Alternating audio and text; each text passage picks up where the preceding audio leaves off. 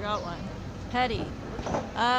This might be really confusing because I've said some things that are hurtful, definitely. And,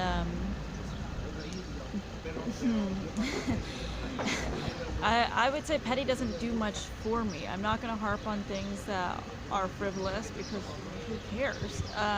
That's what I would define petty as. I used it the other day and then I saw it come up again. I was like, oh, typical, right? What I mean more is that the act in itself of going tit for tat is probably petty, but I still do it.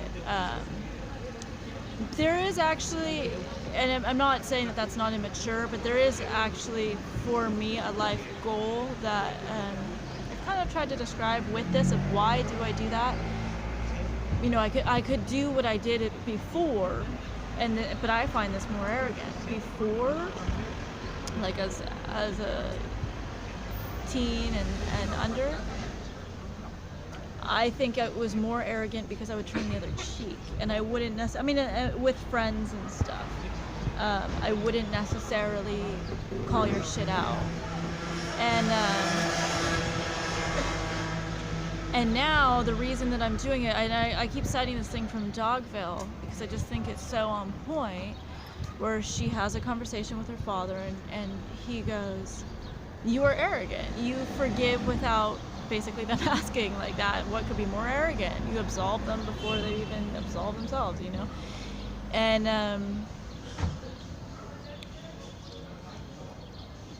And she's like, why shouldn't I be merciful? And he's like, yeah, but when it applies. And that's exactly my feeling on it is, it doesn't apply for me to turn the other cheek and be like, oh, they're the sweetest thing ever, and just, say nothing bad. No, what people did here is horrific. It's totally depraved. Like, you're a Nazi piece of shit to me. Like, really, really. And your ass is going to get called out.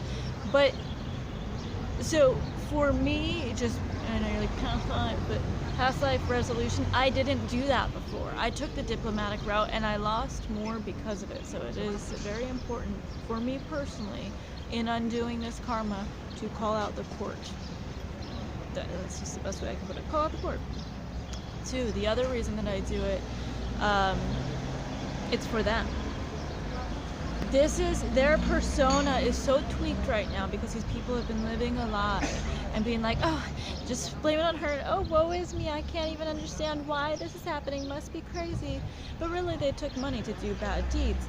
They know it. I know it. It's going to come out eventually. And if it doesn't, it's a disservice to them and their personal growth as a person.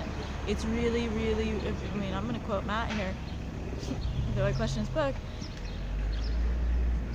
In order to move forward, one must...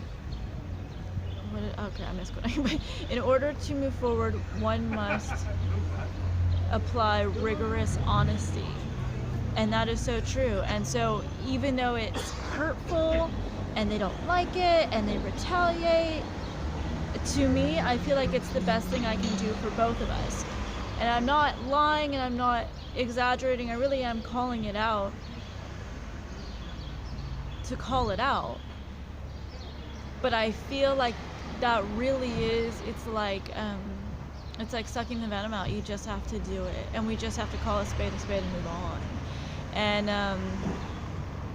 And third, you guys are citing that as petty or arrogant. I'm like, that's less arrogant. Because when I'm doing that, it seems to you like I'm lower. Good. I'm okay with that. I can deflect the ego and go, it doesn't matter if you're interpreting as she's a bitch. I'm letting that go. Because to me, this is a cleansing. Oh, I'm getting raked over the coals and so are they. And it's for everyone's benefit for it to happen that way. So petty, yeah, I think it goes a lot deeper than that, but also petty wouldn't satisfy me anyway. If you want to get into my hang up with it or my need for that, again, that would have to do with being right. But I have to actually be right. I can't just sound right. I can't just convince someone else that I'm right. I actually have to be right. And so that's why I have to call things out with accuracy. Now there's emotion involved too, and that can vary things a little bit, but my statements have not been false. So yeah, that's where that's coming from.